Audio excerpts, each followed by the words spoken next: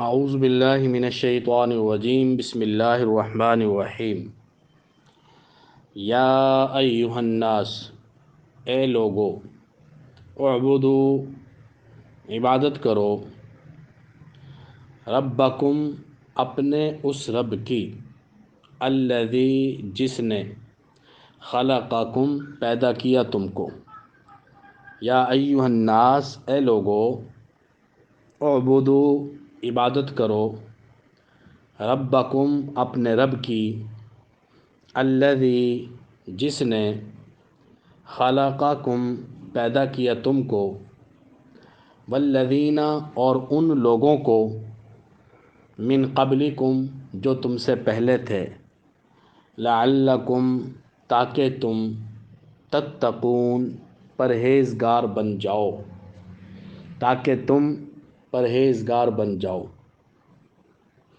الذی، وہ رب، الذی، وہ رب، جعل، جس نے بنایا، لکم، تمہارے لیے، الارض، زمین کو، فراشن، بچھونا، فرش، بچھونا، الذی، جس نے، جعل، بنایا، لکم، تمہارے لیے، الارض، زمین کو، فراشن، فراش، بچھونا، بستر، فرش، والسماء، اور آسمان کو، بناءً، چھت، اور آسمان کو چھت، وانزل، اور اتارا، من السماء، آسمان سے، ماءً، پانی، وانزل، اور اتارا، من السماء، آسمان سے، ماءً، پانی،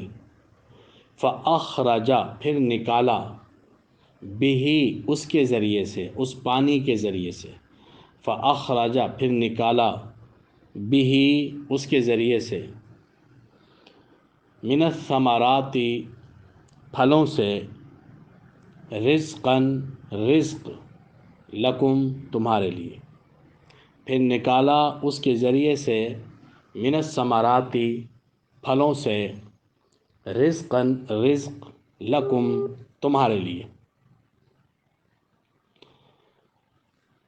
فلا تجعلوا، پس مت بناؤ، للہ، اللہ کے لیے، پس مت بناؤ، اللہ کے لیے، اندادن، شریک، ند کی جمع ہے انداد، شریک، مت بناؤ اللہ کے لیے شریک، وانتم تعلمون، اس حال میں کہ تم جانتے ہو، وانتم تعلمون، اور تم جانتے ہو، کیا جانتے ہو؟ یہ کہ اللہ نے تم کو بھی پیدا کیا، تم سے پہلوں کو بھی پیدا کیا، زمین کو بچھونا، آسمان کو چھت بنایا، آسمان سے پانی برسایا، نازل کیا، اور پھر اس کے ذریعے سے تمہارے لیے بطور رزق پھلوں کو نکالا، یہ سب چیزیں تم جانتے ہو۔ فلا تجعلوا للہ، تو مت بناؤ اللہ کے لیے شریک، مت بناؤ اللہ کے لیے اندادن، شریک، وانتم تعلمون، اور تم جانتے ہو۔ وَإِن كُنتُم، اور اگر ہو تم، فی ریب، شک میں، وَإِن كُنتُم، اور اگر ہو تم، فی ریب، شک میں، مما، اس میں سے جو، اس سے جو، اگر ہو تم، فی ریب، شک میں، مما، اس سے جو، نزلنا، اتارا ہم نے، علی عبدنا، اپنے بندے پر، اور اگر ہو تم شک میں اس سے جو اتارا ہم نے، علی عبدنا، اپنے بندے پر، فأتو، تو لے آؤ، بصورت، کوئی ایک صورت، من مثلہ، اس جیسی، لے آؤ کوئی ایک صورت اس جیسی، ودعو، اور بلا لو، شہداءکم، اپنے حمایتیوں کو، اور بلا لو اپنے حمایتیوں کو، من دون اللہ، اللہ کے علاوہ، ان کنتم صادقین، اگر تم سچے ہو، کس بات میں سچے ہو؟ اس بات میں کہ محمد صلی اللہ علیہ وسلم نے نعوذ باللہ یہ کلام خود تیار کیا ہے، اللہ کا کلام نہیں ہے۔ اگر تم اس دعوے میں سچے ہو تو اس جیسی کوئی ایک صورت لے آؤ اور اپنے حمایتیوں کو بھی جمع کر لو، اپنے حمایتیوں کو بھی جمع کر لو۔ فَإِن لَّمْ تَفْعَلُوا، پھر اگر تم نہ کر سکو،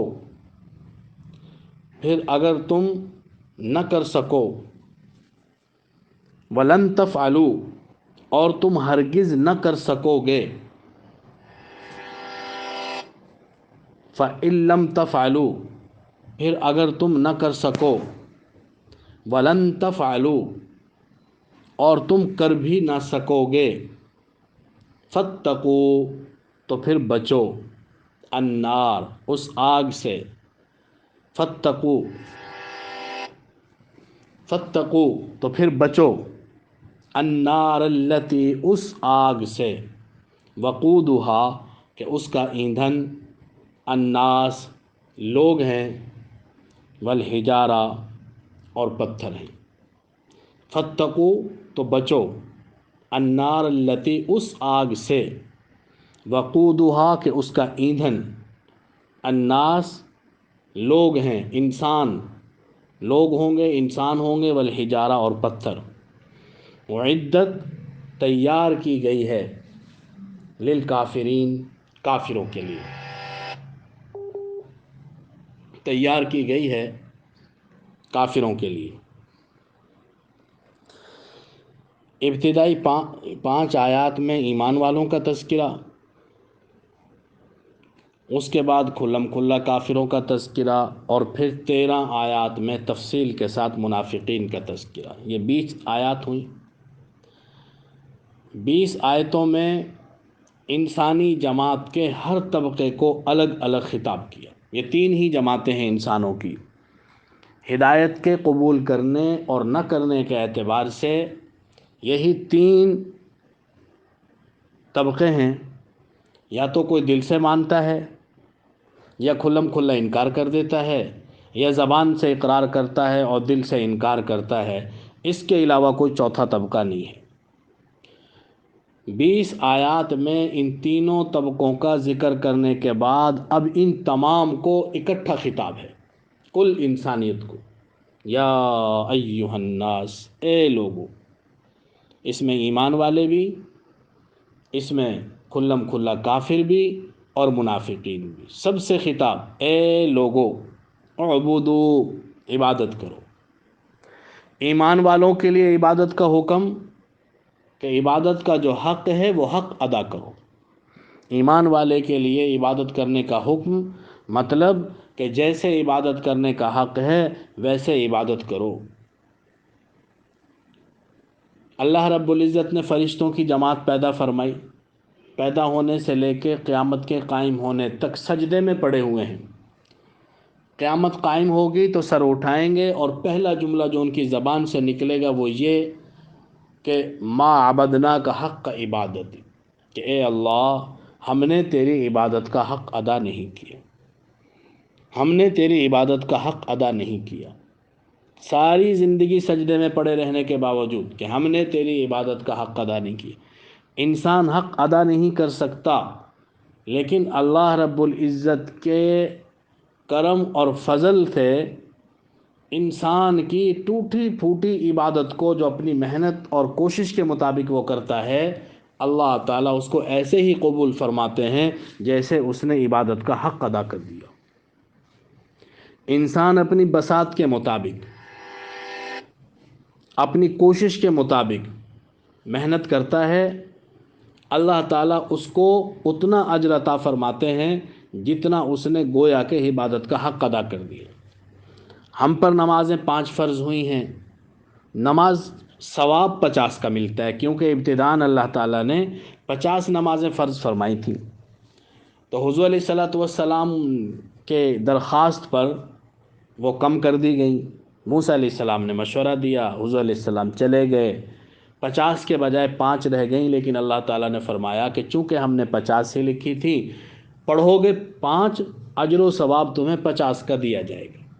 تو انسان جتنا کرتا ہے اللہ تعالیٰ اس سے کہیں زیادہ اجر عطا فرماتے ہیں۔ تو ایمان والوں کے لیے خطاب عبادت کرو، مطلب عبادت کا حق ادا کرو۔ کافروں کے لیے خطاب ہے، کافروں سے اعبدو کا مطلب کہ واحدو، صاحب جلالین اعبدو کا معنی کرتے ہیں واحدو، کہ اللہ کی وحدانیت پر ایمان لاؤ، اللہ کی توحید کے قائل ہو جاؤ۔ اور منافقین کے لیے حکم ہے کہ تم منافقت چھوڑ کر مخلص بن جاؤ، منافقت چھوڑ کر مخلص بن جاؤ۔ تو ساری انسانیت سے خطاب ہے، یا ایھا الناس، اے لوگو، اعبدو، عبادت کرو، ربکم الذی، اپنے اس رب کی، خلقکم، جس نے تم کو پیدا کیا، خلقکم، جس نے تم کو پیدا کیا۔ قرآن پاک میں بنیادی طور پر 3 طرح کے عقائد بیان کیے گئے ہیں: عقیدہ توحید، عقیدہ رسالت، عقیدہ آخرت۔ بنیادی عقائد 3 ہیں: عقیدہ توحید، عقیدہ رسالت اور عقیدہ آخرت۔ یہ بنیادی عقائد ہیں۔ توحید ان میں سب سے بنیادی عقیدہ ہے۔ ہر گناہ کی بخشش ہو سکتی ہے لیکن شرک کی بخشش نہیں ہوگی۔ اور اتنا بڑا عمل ہے کہ سورہ اخلاص میں توحید کو بیان کیا گیا ہے، خالصتاً توحید بیان ہوئی ہے سورہ اخلاص میں، قل هو اللہ احد۔ ایک سورہ اخلاص کو پڑھنے کا اجر 1/3 قرآن کے برابر ہے۔ کیوں؟ 30 پارے ہیں، 3 عقائد ہیں۔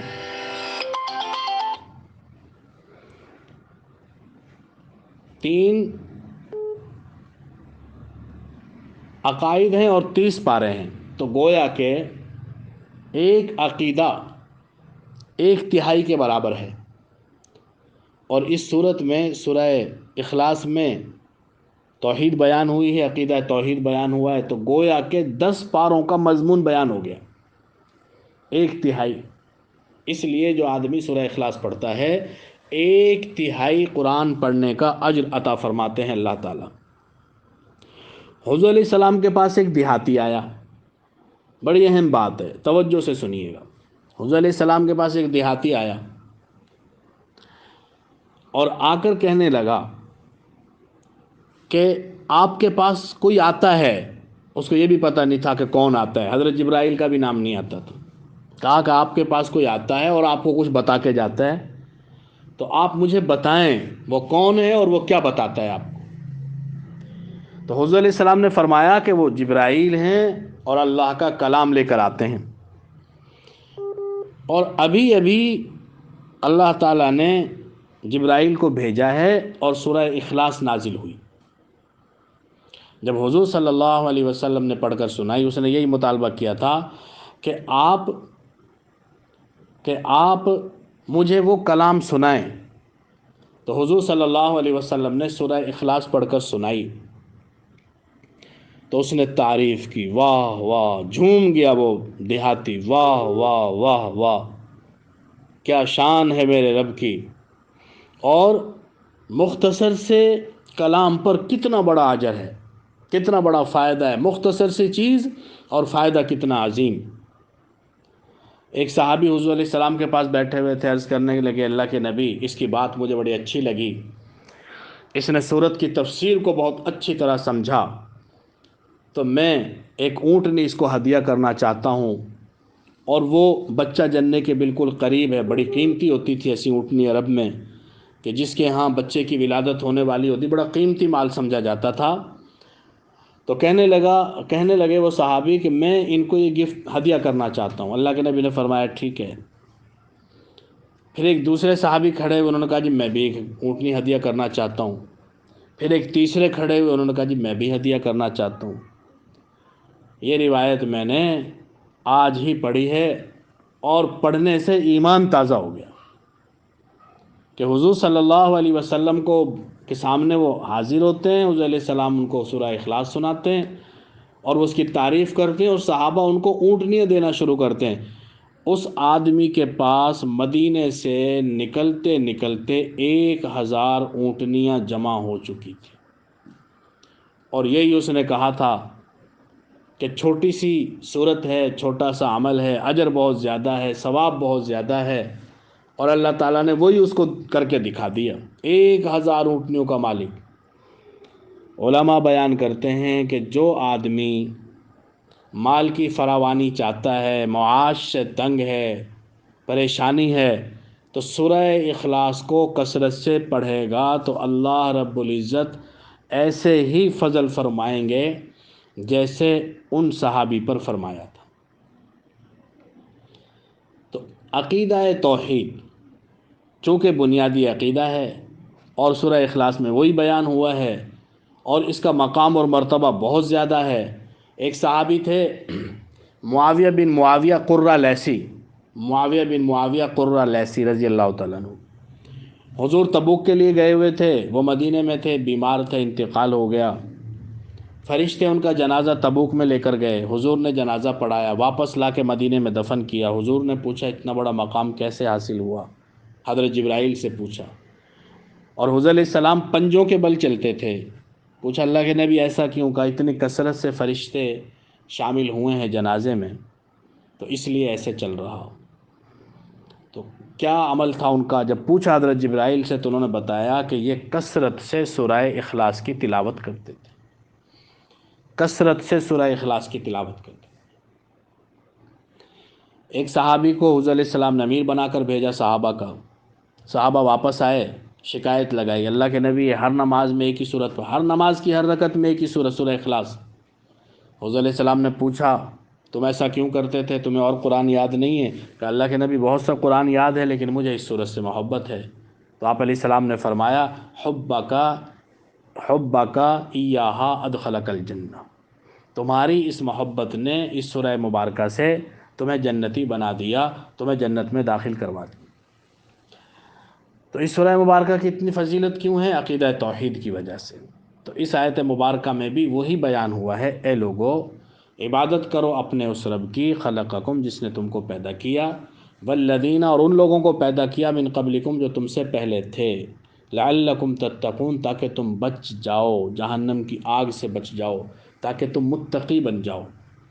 الذی وہ رب، جعل لکم الارض جس نے بنایا تمہارے لیے زمین کو فراش، بچھونا، والسماء بنا اور آسمان کو چھت، وانزل من السماء اور اتارا آسمان سے ماء پانی، فاخرج به پھر نکالا اس کے ذریعے سے، من الثمرات پھلوں سے، رزقا رزق لکم تمہارے لیے، فلا تجعلوا تو مت بناؤ، للہ اللہ کے لیے، اندادن شریک، وانتم تعلمون اس حال میں کہ تم جانتے ہو، تمہیں معلوم ہے یہ سب کچھ کرنے والی ذات اللہ کی ذات۔ یہ مشرکین مکہ بھی مانتے تھے، یہ سارے کام کوئی بت نہیں کرتا، یہ کرنے والی ذات اللہ کی ذات ہے، اللہ کے علاوہ یہ کوئی نہیں کر سکتا۔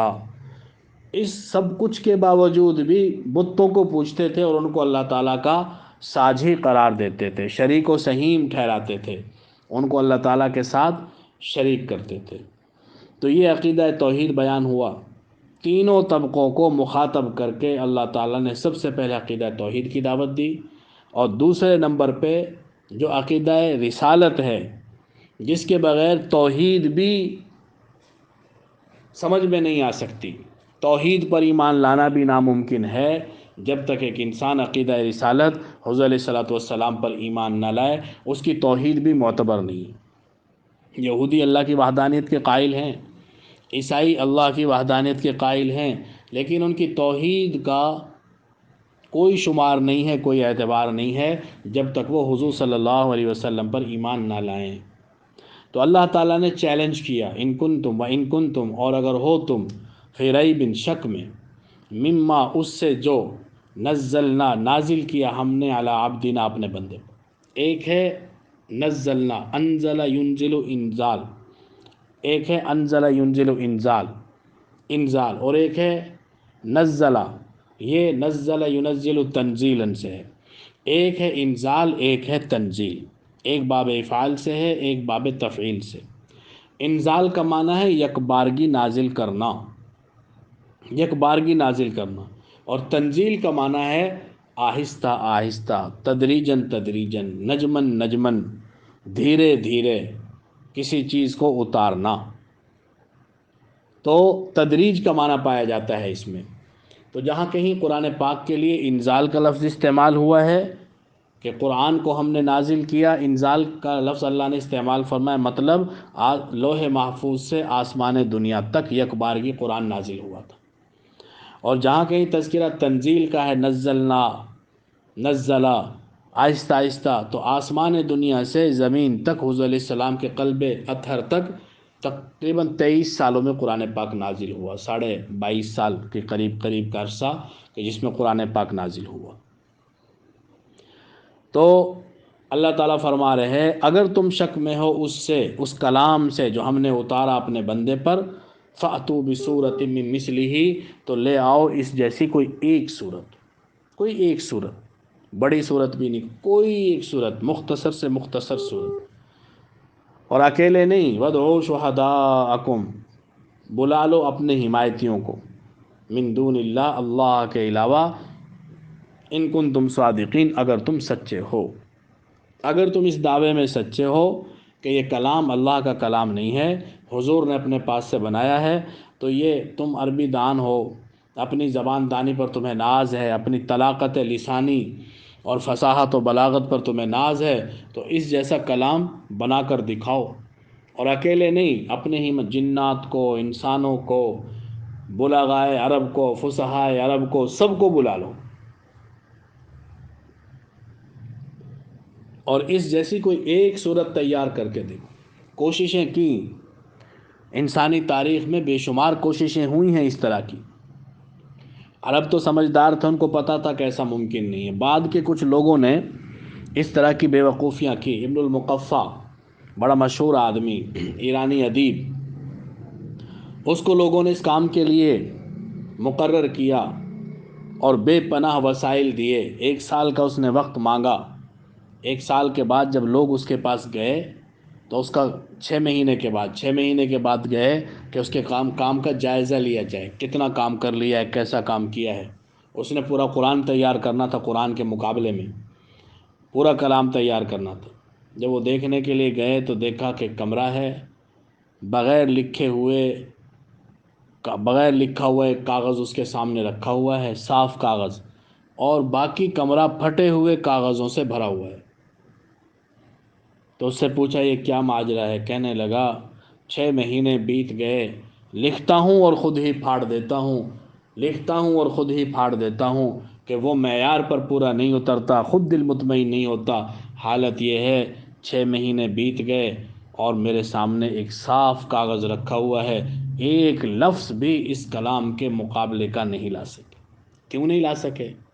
آخر قرآن پاک میں ایسا کیوں ہے؟ یہ کل کے سبق میں بتایا جائے گا کہ قرآن پاک جو معجزہ ہے، اس کی وجوہ اعجاز کیا ہیں، یہ کیوں معجزہ ہے، کیسے معجزہ ہے، اس جیسا کلام کیوں نہیں تیار کیا جا سکتا، یہ کل کے سبق میں بیان ہو۔ اللہ تعالیٰ فرما رہے فَإِن لَّمْ تَفْعَلُوا، اگر تم یہ نہ کر سکو، اور ساتھ میں یہ بتا دیا وَلَن تَفْعَلُوا، کر بھی نہیں سکو گے، اگر ایسا نہ کر سکو اور کر بھی نہیں سکو گے، فَاتَّقُوا النَّارَ الَّتِي، تو پھر اس آگ سے بچو، وَقُودُهَا النَّاسُ وَالْحِجَارَةُ، جس کا ایندھن انسان اور پتھر ہوں گے۔ جہنم، انسان جہنم میں ڈالے جائیں گے، جہنم بھری جائے گی انسانوں سے لیکن بھرے گی نہیں، پھر اور مانگے گی، حل من مزید، اور مانگے گی اور مانگے گی، حتیٰ کہ اس کے اندر یہ جو ان کے بھگوان ہیں، ان کے بت ہیں، جن کی لوگ پوجا کرتے ہیں، ان سب کو بھی ڈال دیا جائے گا۔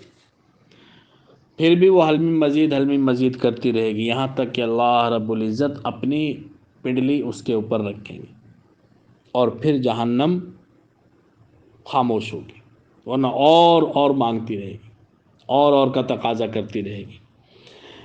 تو اللہ تعالیٰ فرما رہے ہیں اس آگ سے بچو جس کا ایندھن انسان اور پتھر، اعدت للکافرین، تیار کی گئی ہے کافروں کے لیے۔ بنیادی طور پر جہنم مسلمانوں کے لیے نہیں ہے، کافروں کے لیے۔